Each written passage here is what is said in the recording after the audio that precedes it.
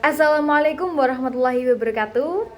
Halo semua, perkenalkan kami dari kelompok 3 yang beranggotakan saya Nadia Bebil Faradiska dengan NIM 038. Lalu ada rekan saya Sersi Sabrina Putri dengan NIM 023 dan ada Yuliana Raudatul Jana dengan NIM 086. Lalu ada Adista Amelia Putri dengan NIM 241 dan juga Ivo Valencia dengan NIM 277. Ini kami akan memaparkan materi terkait pendekatan prediktif dan juga pendekatan positif. Oke, baik. Pertama di sini kita akan membahas terkait hakikat pendekatan dari prediktif.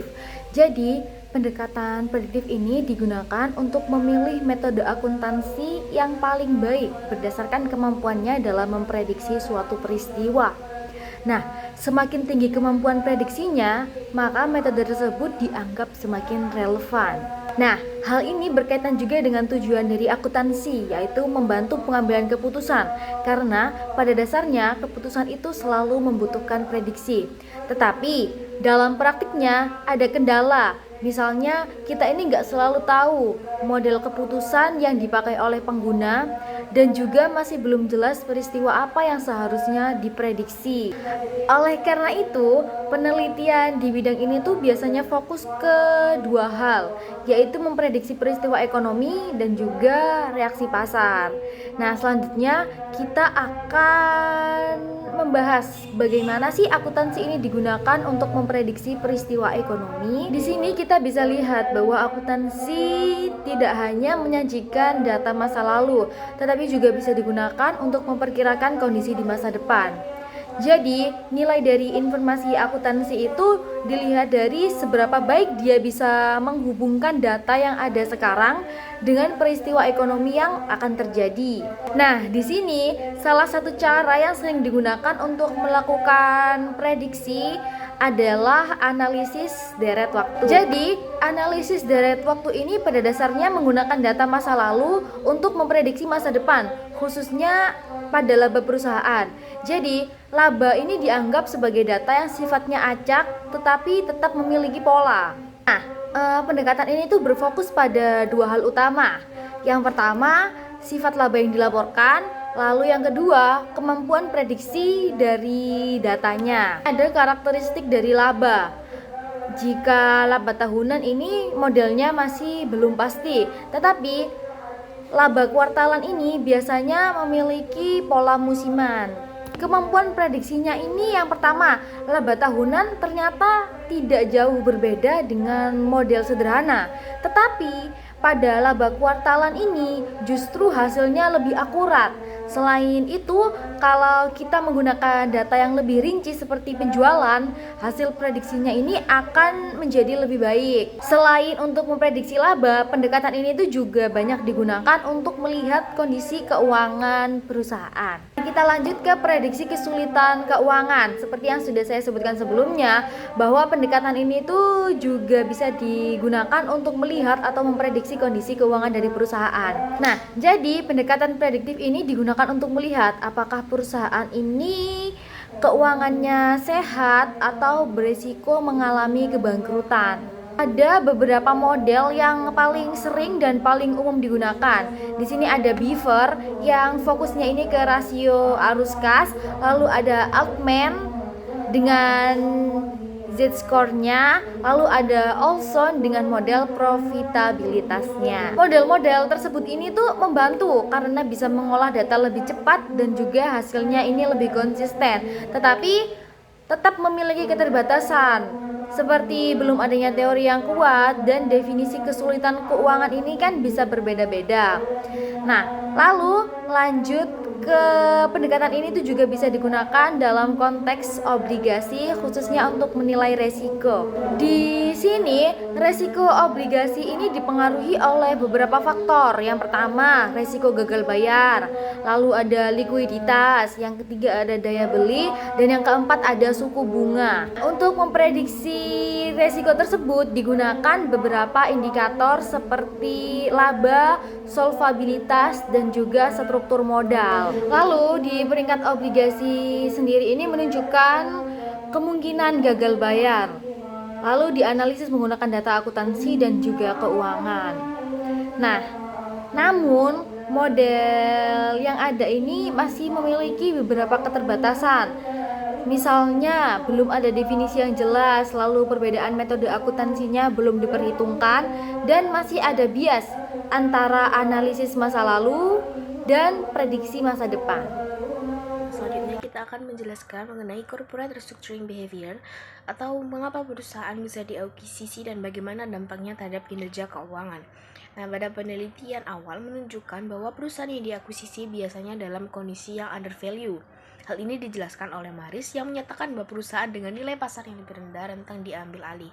Pendapat ini juga didukung oleh Gord yang menyatakan bahwa aktivitas takeover meningkat saat banyak saham undervalue. Tapi penelitian ini dibantah oleh Bonford dan Sozanos dan Samuel yang menunjukkan bahwa hubungan antar harga saham dan faktor fundamental itu tidak stabil, sehingga pendekatan ini mempunyai keterbatasan karena sulit menentukan nilai wajar saham secara akurat. Nah, karena keterbatasan tersebut, penelitian selanjutnya fokus pada karakteristik keuangan perusahaan. Contohnya penelitian oleh Chambers yang menemukan bahwa undervaluasi aset bisa menjadi indikator takeover. Tapi ini kemudian ditolak oleh Taussig dan Hayes karena dianggap tidak signifikan.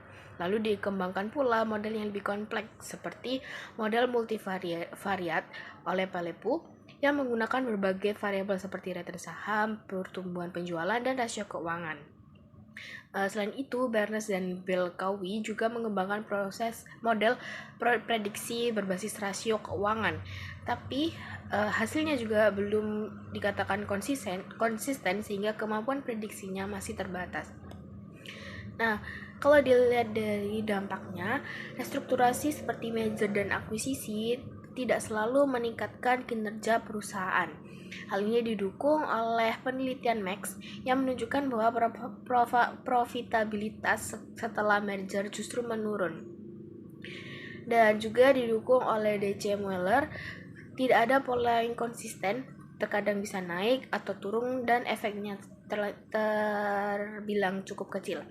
Jadi meskipun tujuannya untuk meningkatkan nilai perusahaan, tetap saja hasilnya tidak pasti. Jadi secara keseluruhan restrukturasi perusahaan itu sulit diprediksi dan hasilnya juga tidak selalu sesuai dengan harapan. Untuk materi selanjutnya adalah mengenai credit and bank lending decision atau keputusan pembelian kredit baik dalam perdagangan maupun perbankan sebenarnya bisa dijelaskan dan diprediksi menggunakan informasi akuntansi dan keuangan.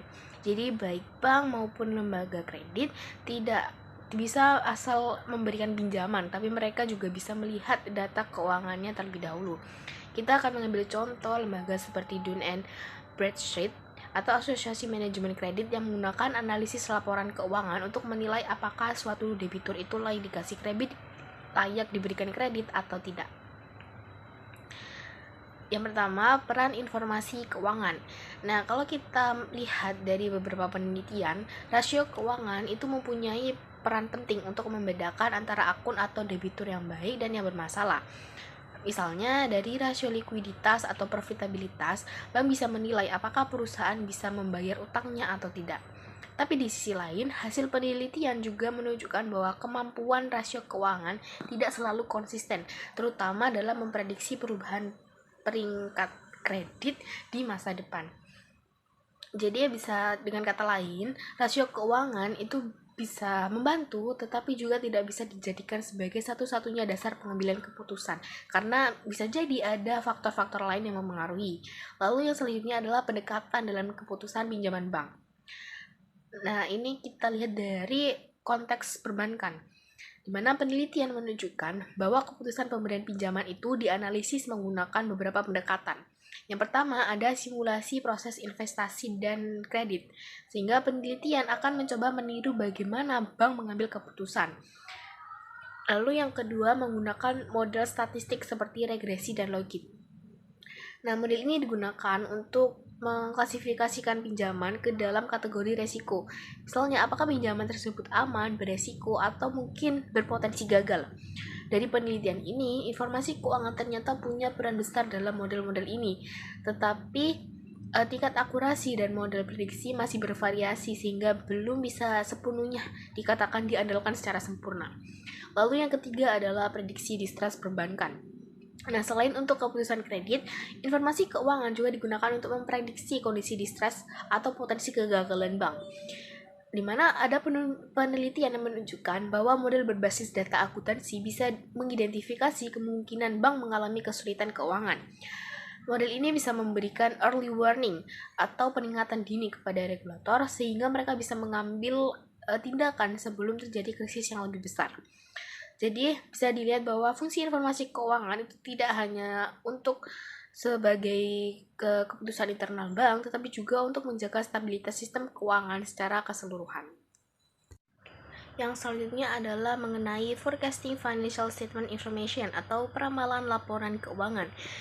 Nah, peramalan ini ya penting karena akan digunakan untuk memprediksi kinerja perusahaan, terutama pada laba yang nantinya akan digunakan investor, analis, dan manajemen dalam mengambil keputusan.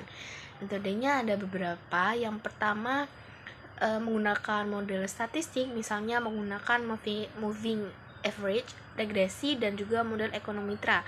Ada juga yang menggunakan non-mekanis seperti analisis dari analisis sekuritas. Nah, untuk menilai apakah peramalan ini bagus atau tidak, biasanya dilihat dari dua hal. Yang pertama adalah dispersi dan bias. Dispersi adalah melihat seberapa jauh hasil ramalan dari nilai aslinya. Biasanya diukur menggunakan MSE. Sedangkan bias melihat apakah kesalahan ramalan cenderung satu arah atau tidak. Meskipun sudah banyak metode yang digunakan, namun belum ada kesepakatan metode mana yang paling akurat karena banyak faktor yang memengaruhi hasil peramalan. Nah, penelitian pertama menunjukkan bahwa akurasi peramalan cenderung menurun pada perusahaan yang kompleks dan penuh ketidakpastian. Misalnya perusahaan dengan struktur biaya yang rumit atau kondisi bisnis yang tidak stabil itu lebih sulit diprediksi, sehingga hasil ramalannya sering meleset. Lalu yang kedua, faktor seperti risiko bisnis, risiko keuangan, ketersediaan informasi juga sangat mempengaruhi bias dan kesalahan peramalan. Artinya semakin tinggi resiko dan semakin terbatas informasi, maka kemungkinan kesalahan dalam peramalan juga semakin besar.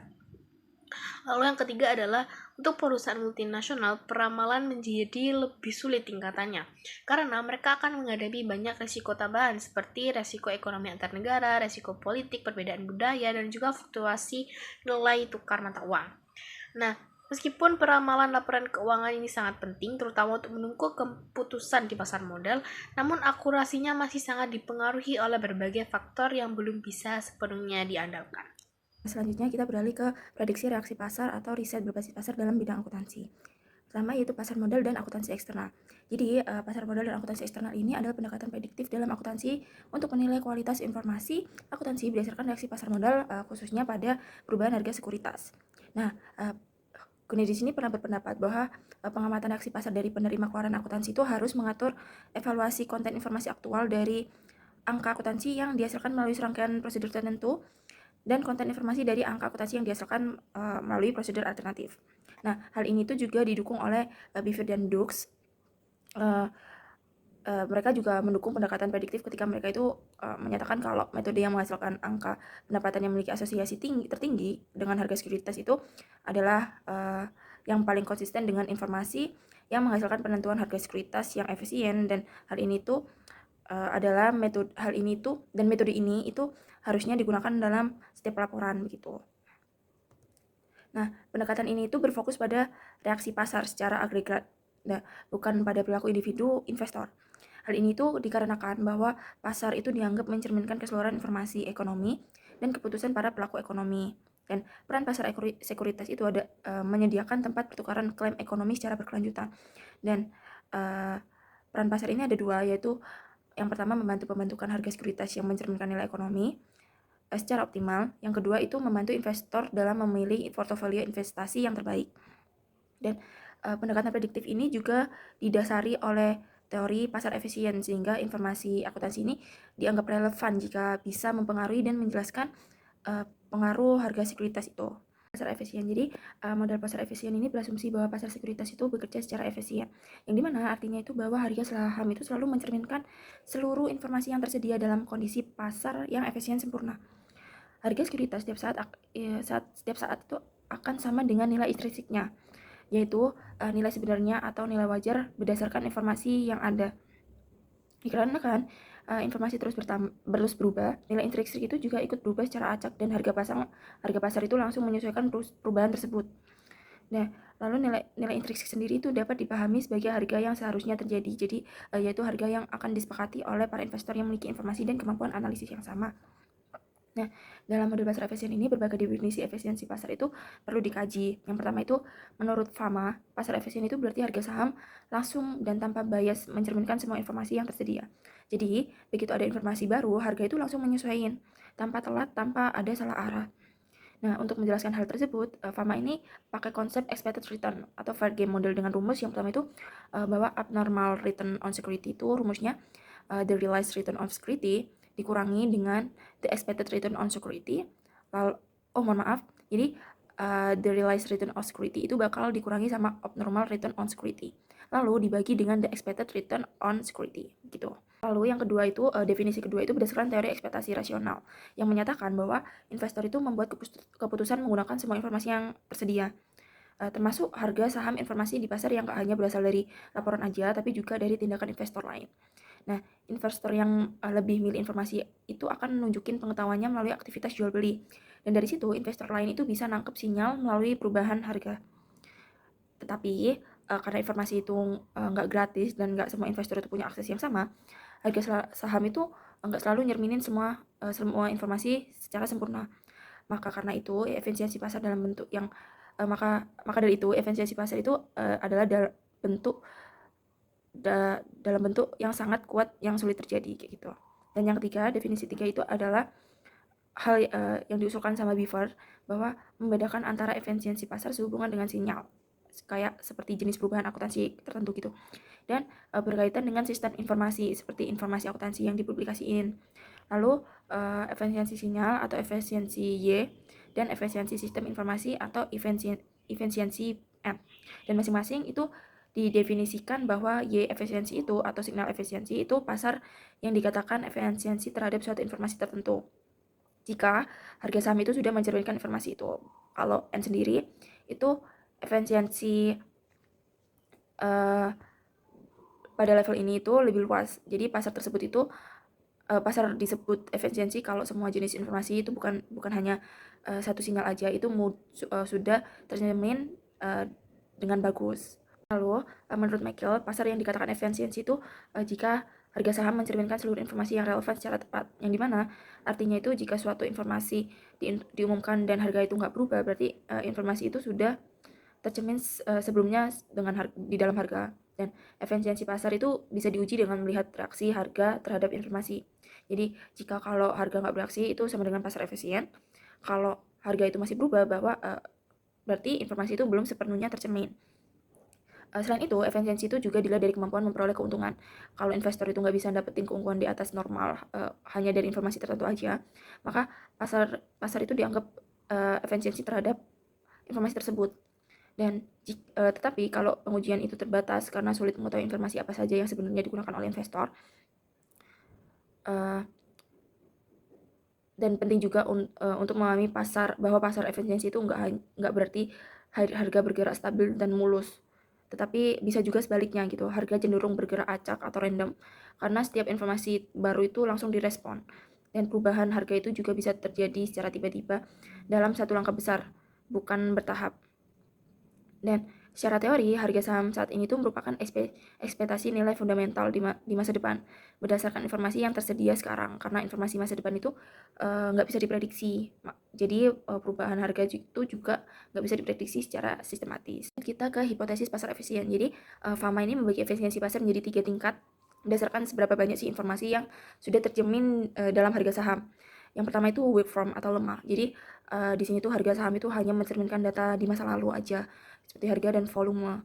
Yang artinya kalau kita nggak bisa mendapatkan keuntungan lebih hanya dengan menganalisis grafik atau pola harga sebelumnya, technical analysis, itu intinya Dan intinya masa lalu tidak bisa dipakai buat prediksi keuntungan. Yang kedua itu semi strong atau menengah, bahwa harga saham itu mencerminkan semua informasi publik termasuk laporan keuangan dan pengumuman laba lalu dengan stock split serta sebagainya, yang dimana artinya begitu informasi diumumkan harga itu langsung menyesuaikan dengan cepat, dan kita itu nggak bisa untung lebih dari info yang sudah dipublikasiin. Yang ketiga itu strong from atau kuat, jadi dimana harga saham itu mencerminkan semua informasi bahkan yang bersifat internal sekalipun seperti insider information, yang dimana artinya itu tidak ada siapapun yang bisa mendapatkan keuntungan lebih bahkan orang dalam sekalipun, yang dimana semua yang dimana strong from ini intinya semua informasi itu termasuk rahasia sendiri itu sudah masuk ke dalam harga. Akan menjelaskan CAPM, APT, dan Equilibrium Theory of Option Pricing. Apa sih itu? Nah, kita akan jelasin di sini. Jadi, CAPM atau Capital Asset Pricing Model itu adalah model keuangan untuk menghitung tingkat pengembalian yang diharapkan atau expected return. Nah, dari suatu aset berdasarkan resikonya, dan model ini tuh membantu investor menentukan apakah suatu investasi itu layak atau enggak sih diambil dibandingkan dengan resikonya kayak gitu. Nah, CAPM itu membagi risiko menjadi dua kategori teman-teman. Jadi risiko sistematis dan risiko enggak sistematis. Nah, kalau sistem sistematis ini risikonya itu yang tidak bisa dihindari atau seperti inflasi, resesi dan lain-lain. Dan hal ini tuh diukur oleh beta. Dan yang kedua itu risiko yang tidak sistematis. Nah, jadi risiko ini tuh unik pada satu perusahaan, dan risiko ini tuh bisa dihilangin melalui diversifikasi atau memiliki banyak jenis saham. Yang kedua itu ada EPT. Jadi EPT itu Arbitrage Pricing Theory, di mana EPT ini adalah model penilaian aset yang lebih kompleks daripada CEPM. Kalau CEPM itu hanya melihat satu faktor risiko pasar, EPT ini mengasumsikan bahwa pengembalian atau return itu suatu aset dipengaruhi oleh berbagai faktor makroekonomi. Nah, faktor risiko utama dari jadi faktor risiko utama itu jadi beberapa variabel mikroekonomi yang biasanya digunakan dalam model APT ini meliputi seperti inflasi, jadi perubahan daya beli masyarakat. Yang kedua itu suku bunga yang berpengaruh pada biaya pinjam perusahaan. Yang ketiga itu produk domestik bruto atau indikator pertumbuhan ekonomi nasional. Yang keempat atau yang terakhir itu premi atau selisih bunga antara obligasi pemerintah dan korporasi. Dan yang terakhir itu ada Equilibrium Theory of Option Pricing. Berbeda dengan model Black-Scholes yang teknis. Jadi teori ini menentukan harga opsi berdasarkan keseimbangan pasar makro. Jadi di mana harga itu dianggap wajar saat preferensi, risiko investor dan tingkat imbal hasil bertemu secara kompetitif. Nah, prinsip utama teori ini tuh didasarkan pada beberapa asumsi keseimbangan. Yang pertama itu ada pemindahan risiko, di mana harga saham itu adalah kompensasi yang dibayar investor agar terhindar dari risiko. Yang kedua itu pemuasan investor, yang di mana investor itu selalu memilih opsi yang memberikan nilai atau keuntungan paling tinggi. Yang ketiga itu keseimbangan pasar, di mana harga itu terbentuk dari suatu temu antara permintaan investor dan penawaran di pasar yang dipengaruhi oleh kondisi ekonomi makro. Baik, selanjutnya kita akan bahas terkait event study metodologi. Jadi, event study metodologi ini adalah suatu metode untuk mengukur pengaruh suatu peristiwa ekonomi terhadap nilai perusahaan. Metode ini didasarkan pada asumsi bahwa pasar akan segera merespon informasi baru sehingga perubahan harga saham dapat mencerminkan dampak peristiwa tersebut. Nah, fokus utama dari event study ini adalah abnormal return, yaitu selisih antara return aktual dan juga return normal yang seharusnya terjadi tanpa adanya sebuah peristiwa. Nah, dalam praktiknya sendiri, event study ini dimulai dengan 4 hal. Yang pertama, yakni menentukan peristiwa yang diteliti. Selanjutnya, yaitu memilih sampel perusahaan, dan dilanjutkan dengan menetapkan event window dan juga estimation window-nya, lalu menghitung abnormal return. Nah, hasilnya tadi itu kemudian diuji untuk melihat apakah reaksi pasar tersebut signifikan atau tidak. Dalam sumber yang kami gunakan, terdapat 2 temuan penting dari event study. Yang pertama yaitu ada post-earning management drift, yaitu suatu kondisi ketika harga saham ini masih bergerak setelah pengumuman laba.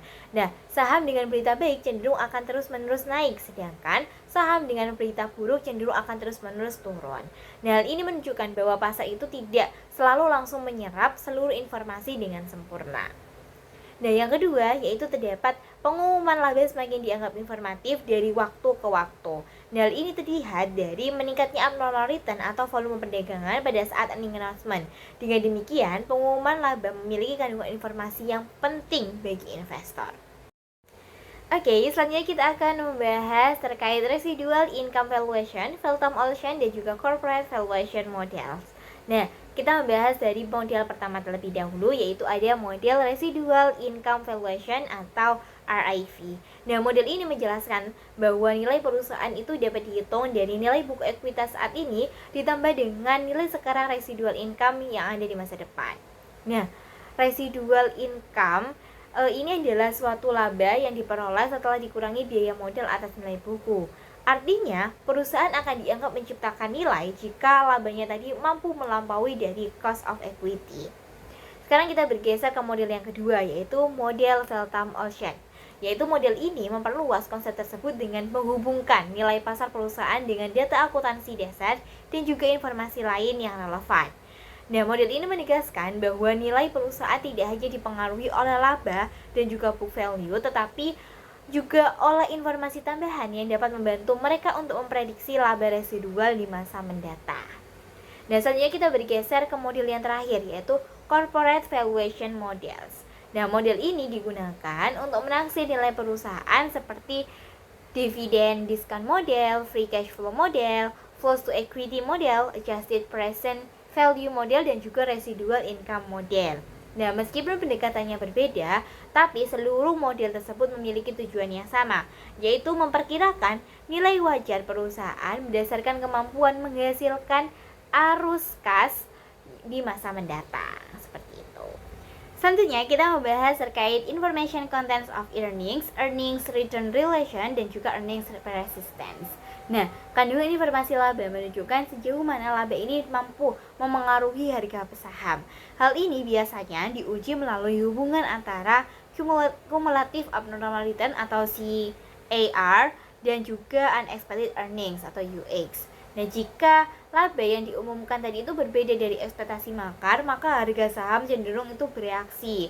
Jadi kekuatan reaksi tersebut diukur dengan menggunakan Earning Response Coefficient atau ERC, yang mana itu merupakan suatu koefisien yang menunjukkan seberapa besar respon pasar terhadap laba yang tidak terduga. Nah, teman-teman, hubungan antara laba dan juga return ini dapat dijelaskan melalui dua model utama. Yang pertama yaitu berangkat dari hubungan antara nilai buku dan juga nilai saham. Sedangkan yang kedua yaitu berangkat dari laba sebagai dasar valuasinya.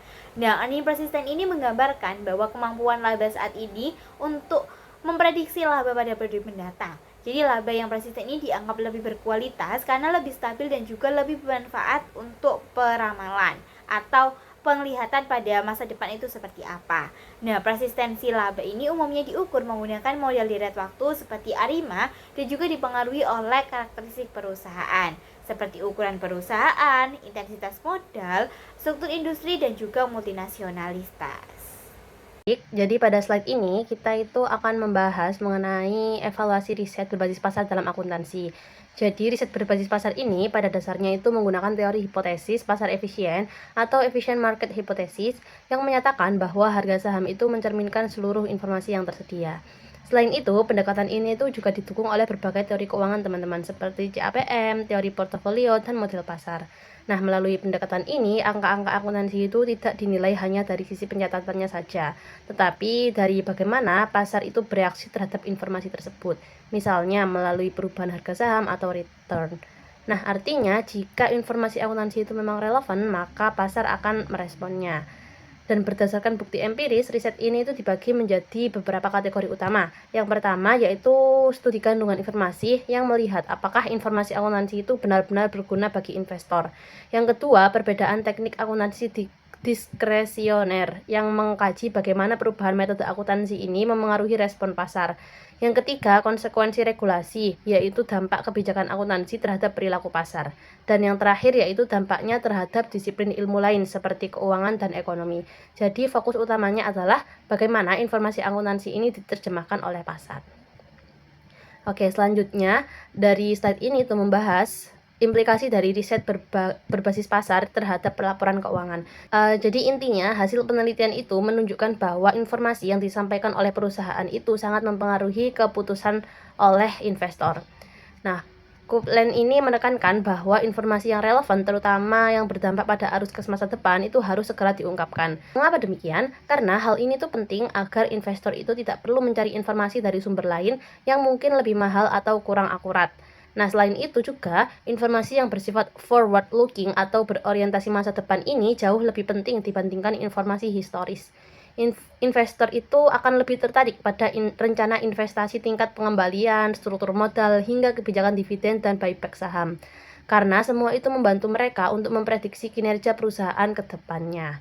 Nah, menariknya lagi, pasar itu tidak terlalu peduli kepada bentuk penyajian informasi, apakah di laporan laba rugi, neraca, atau catatan, selama informasi tersebut tersedia untuk publik. Nah, pasar juga lebih fokus pada dampak terhadap arus kas, bukan hanya laba bersaham. Namun, pendekatan ini tuh juga mendapat kritik teman-teman. Harga saham itu dianggap belum cukup untuk pengungkapan yang optimal, dan sulit mengetahui informasi apa yang benar-benar digunakan oleh investor. Selain itu, reaksi pasar juga bisa dipengaruhi oleh perilaku atau kebiasaan investor, sehingga hasil penelitian ini harus ditafsirkan dengan hati-hati. Oke, lanjut ke slide selanjutnya, yaitu kecukupan metodologi yang digunakan. Jadi pada slide ini kita akan melihat apakah metodologi dalam riset berbasis pasar itu sudah cukup kuat atau belum. Nah, ternyata masih banyak keterbatasan yang perlu kita perhatikan ya teman-teman. Yang pertama itu terkait anomali pasar. Masih ada perdebatan apakah pengembalian abnormal setelah pengumuman laba disebabkan oleh ketidakefisienan pasar atau kelemahan model yang digunakan. Jadi hal ini tuh menunjukkan bahwa hasil penelitian itu sangat bergantung pada model yang dipakai. Nah, yang kedua, adanya bias pemilihan sendiri dan variabel yang dihilangkan. Artinya, reaksi pasar yang diamati ini belum tentu murni karena variabel yang diteliti, tetapi bisa dipengaruhi oleh faktor lain yang tidak dikendalikan. Nah, yang ketiga itu ada efek pengganggu atau confounding effect, yaitu adanya informasi lain yang muncul bersamaan dan mempengaruhi hasil penelitian. Hal ini tuh membuat peneliti itu harus ekstra hati-hati dalam menentukan sampel dan periode pengamatan. Nah, yang keempat yaitu penentuan waktu reaksi pasar juga sangat penting teman-teman, karena reaksi itu juga bisa terjadi sebelum atau setelah pengumuman. Jadi secara keseluruhan itu berbagai keterbatasan ini menunjukkan bahwa metodologi riset berbasis pasar itu belum cukup sempurna. Oleh karena itu hasilnya itu perlu diinterpretasikan secara hati-hati dan sebaiknya dilengkapi dengan pendekatan lain seperti metode kualitatif agar lebih memahami bagaimana informasi akuntansi itu benar-benar digunakan dalam praktik. Oke, slide selanjutnya yaitu mengenai hipotesis pengungkapan tidak lengkap. Jadi pada slide ini itu membahas Incomplete Revelation Hypothesis atau IRH yang merupakan kritik terhadap hipotesis pasar efisien. Jadi IRH ini muncul karena dalam kenyataannya harga saham itu tidak selalu mencerminkan seluruh informasi secara sempurna. Blomfield ini menjelaskan bahwa hal ini tuh terjadi karena adanya noise trade, yaitu investor yang tidak selalu bertindak rasional. Mereka itu mungkin memiliki informasi, tetapi tidak selalu menggunakannya secara optimal dalam pengambilan keputusan.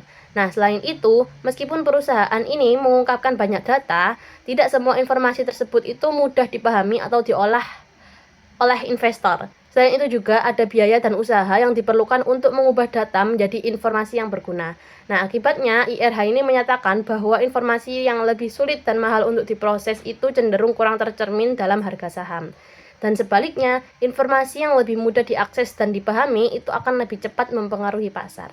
Jadi, kesimpulannya itu pasar tidak sepenuhnya efisien karena keterbatasan dalam memproses informasi, sehingga tidak semua informasi yang tersedia itu benar-benar tercermin dalam harga saham.